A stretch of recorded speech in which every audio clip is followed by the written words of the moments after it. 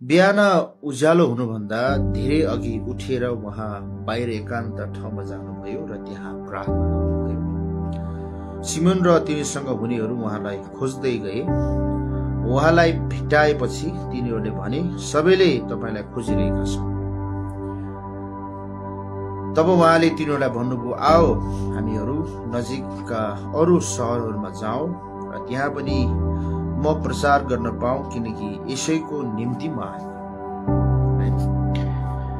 यहाँनिर आज म विशेष गरी यो खण्डबाट यहाँहरूको बीचमा चाहिँ हाम्रो जीवनमा प्रार्थना कति धेरै इम्पोर्टेन्ट छ भन्ने कुरा चाहिँ बताउन चाहन्छु। तपाईँहरूमा एउटा प्रभुको छोराछोरी भएको कारणले गर्दाखेरि चाहिँ तपाईँ र मेरो जीवनमा प्रार्थना यति धेरै इम्पोर्टेन्ट छ जसको सिमाना हामीले तोक्न सक्दैन। म यहाँलाई प्रश्न गर्न चाहन्छु, तपाईँको जीवनमा तपाईँले कति समय प्रभुलाई दिनुभएको छ? यो प्रार्थना कति समय तपाईँ गर्नुहुन्छ होइन? यो तपाईँको आफ्नो दैनिक जीवनमा भन्नुपर्छ। तर म आज यहाँहरूलाई चाहिँ भन्न चाहन्छु, प्रार्थना हाम्रो दैनिकी भोजन। जसले प्रार्थना गर्नुहुन्छ, प्रार्थनाबाट आफ्नो दिनलाई सुरुवात गर्नुहुन्छ, यहाँहरूको जीवनमा परमेश्वरको छुट्टै काम हुन्छ है। अनि यहाँनिर हामीले म आज यहाँहरूको बिचमा प्रभु यीशुले कसरी प्रार्थना गर्नुहुन्थ्यो म यो यहाँहरूलाई बताउन चाहन्छु होइन। यहाँ बाइबलको वचनमा हामीले हेर्यौँ भने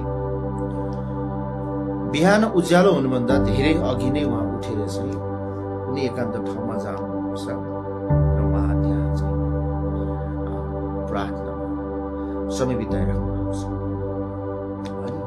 तर अर्को कुरा के छ भने यहाँनिर उहाँका चेलाहरू चाहिँ उहाँलाई खोजिरहेका कहाँ जानु होइन। बिहानी समय हाम्रो त उठ्ने बिहानी समय व्यक्ति अनुसार फरक छ होइन। मौसम अनुसार हाम्रो उठ्ने कुराहरू फरक छ। त्यो हिसाबले अनि यी मान्छेहरू पनि यी चेलाहरू पनि यसोलाई चाहिँ कहाँ जानुभयो यसो भने खोज्दै हिँड्न थाले है। अनि जब भेटाए चेलाहरूले भेटाए यसोलाई, अनि यसो त प्रार्थना गर्न प्रभु येशू बिहान उठेर एकान्त ठाउँमा जानु प्रार्थना। हामीले हाम्रो प्रार्थनाको प्याटर्नलाई चेन्ज गर्नुपर्छ होइन। म यहाँहरूलाई चाहिँ प्रार्थना के हो, प्रार्थना कसरी गर्नुपर्छ भनेर चाहिँ त्यो डिफिनेसन चाहिँ दिन चाहन्छु, किनकि तपाईँ हामी सबैलाई थाहा छ प्रार्थना।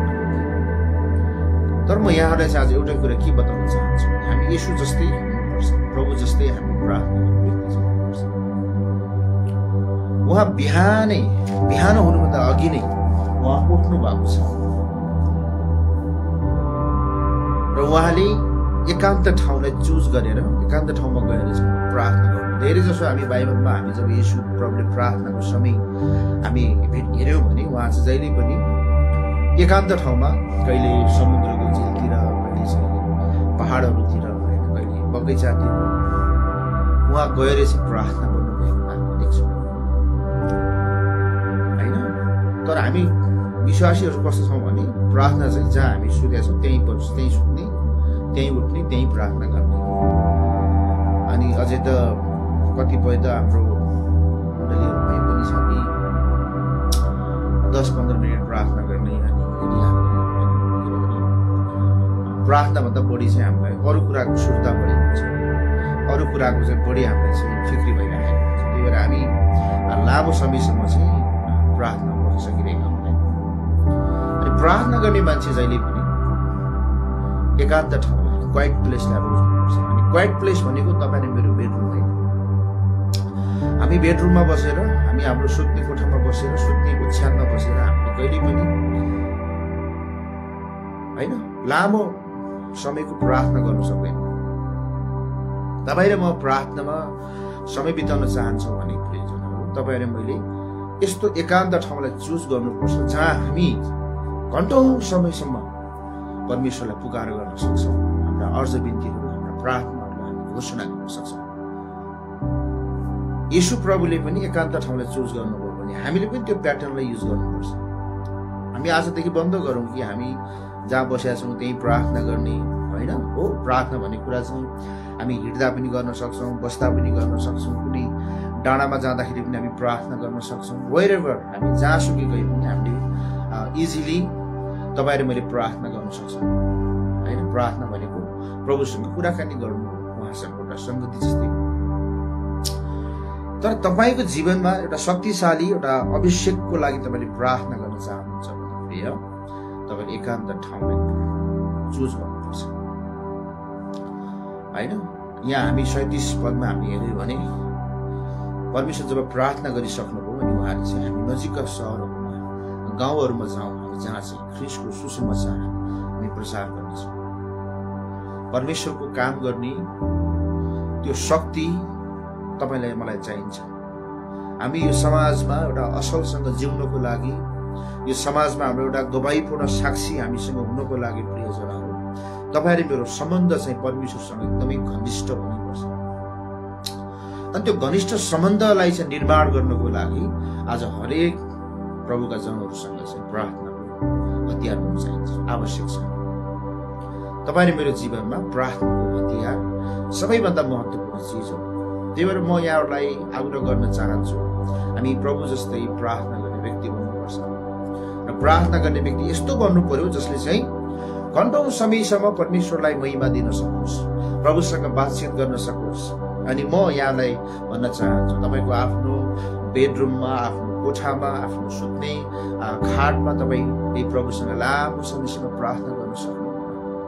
कहीँ जानुहोस्, समय बिताउनुहोस्, होइन।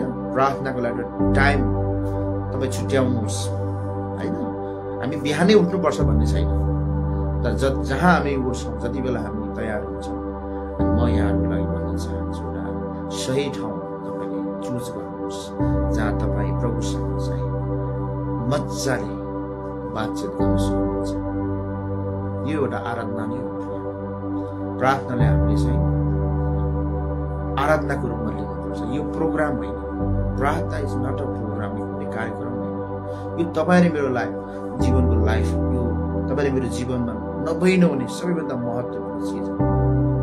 त्यही भएर प्रार्थना गर्ने मान्छे उसको जीवनमा, उसको परिवारमा, उसको सेवकाईमा प्रभुको छुट्टै आशिषहरू हामी देख्छौँ, होइन। त्यही भएर हामीलाई अभिषेक चाहिन्छ, प्रभुको शक्ति हामीलाई चाहिन्छ। अनि प्रभुको शक्ति चाहिँ पाउनको लागि तपाईँ र मैले चाहिँ प्रभु येशूले जस्तै गरी प्रार्थना गर्न जरुरी छ। प्रभुसँग एउटा घनिष्ठ सम्बन्ध निर्माण गर्न जरुरी छ। म यो लाइभ मार्फत, यो भिडियो मार्फत म यहाँबाट चाहिँ बताउन चाहन्छु, परमेश्वर तपाईँसँग बोल्न चाहनुहुन्छ, तपाईँसँग आएर संगति गर्न चाहनुहुन्छ, तपाईँसँग कुराकानी गर्न चाहनुहुन्छ, तपाईँका कुराहरू सुन्न चाहनुहुन्छ, होइन। तपाईँको आवाजलाई प्रभु चाहिँ सुन्न चाहनुहुन्छ। उहाँको कानहरू तपाईँको निम्ति खुला छ, होइन। किनकि उहाँ चाहनुहुन्छ कि मेरो छोरा छोरीहरूले मलाई केही भनिदियोस्, मसँग बोलिदियोस्, मसँग संगति गरिदियोस्। उहाँले सधैँ आफ्नो हात हामीलाई बढाइराख्नु भएको छ। हामीले अब कदम अगाडि बढाउन जरुरी छ। कदम के हो भने हामी एक स्टेप अगाडि बढौँ र हामी प्रार्थनासँग बिताउँ। संसारको सबैभन्दा शक्तिशाली हतियार भनेकै प्रार्थना हाम्रो निम्ति, होइन। अनि यो हतियारलाई जति हामीले प्रयोग गर्यौँ, जति हामीले यसलाई चाहिँ चलायमान बनाइराख्यौँ, यो त्यति नै शक्तिशाली रूपमा अगाडि आउँछ। त्यो प्रियजनहरू, तपाईँको जीवनमा प्रार्थना चाहिँ आज 5 मिनटको, 10 मिनटको, 15 मिनटको छ भने त्यसलाई अब बढाउँदै रहेछ। मैले हिजो भन्दै थिएँ, हामीले प्रभुलाई छुँदा त यति धेरै काम प्रभुले हाम्रो जीवनबाट गर्नुहुन्छ। यदि हामी साँच्चै नै उहाँमा बिजी राख्ने हो भने, उहाँमा टाँसी राख्ने हो भने, कति धेरै काम प्रभुले हाम्रो जीवनबाट गर्नुहुन्छ। तपाईँको सानो प्रार्थनाले, होइन, यति धेरै काम हुन्छ।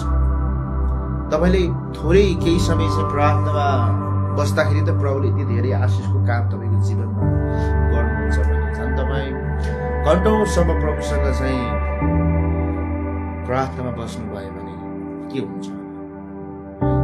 त्यही भएर प्रार्थनाले देशलाई उचाल्छ प्रिय, प्रार्थनाले समाजलाई उचाल्छ, प्रार्थनाले मण्डली निर्माण गर्छ, प्रार्थनाले परिवारलाई निर्माण गर्छ, प्रार्थनाले सेवकालाई निर्माण गर्छ। प्रार्थना चाहिँ हाम्रो जीवनको लागि सबैभन्दा महत्त्वपूर्ण चिज हो। त्यही भएर म आज यो समयमा यहाँहरूसँग एउटै कुरा चाहिँ भन्न चाहन्छु। तपाईँ बन्न चाहनुहुन्छ, तपाईँ निर्माण हुन चाहनुहुन्छ, तपाईँको परिवार चाहिँ निर्माण भएको तपाईँ हेर्न चाहनुहुन्छ भने तपाईँ प्रार्थनामा आफ्नो जीवन बिताउनुहोस् होइन।